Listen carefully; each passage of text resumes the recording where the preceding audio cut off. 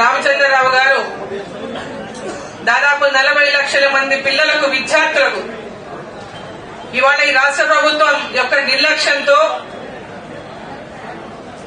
ఆ కుటుంబాలన్నీ కూడా పెద్ద ఎత్తున ఆవేదన చెందుతూ తమ పిల్లల యొక్క భవిష్యత్తు గురించి ఆందోళన చెందినటువంటి పక్ష తరుణంలో ఈ రాష్ట్ర ప్రభుత్వం వెంటనే ఫీజు రియంబర్స్మెంట్ ను పూర్తిగా ఒకేసారి పిల్లలకు అందించాలనేటటువంటి ఒక లక్ష్యంతో ఈ రాష్ట్ర ప్రభుత్వం యొక్క కళ్లు తెరిపించాలనేటటువంటి ఆలోచనతో ఈరోజు వారు చేపట్టినటువంటి 2 రోజుల దీక్షకు విద్యార్థులందరి తరఫున కూడా వారికి నేను ధన్యవాదాలు, అభినందనలు నేను తెలియజేస్తా ఉన్నాను.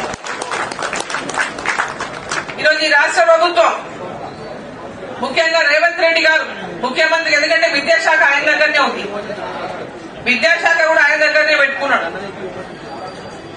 రోజు అనేక మాయమాటలు చెప్తుంటాడు.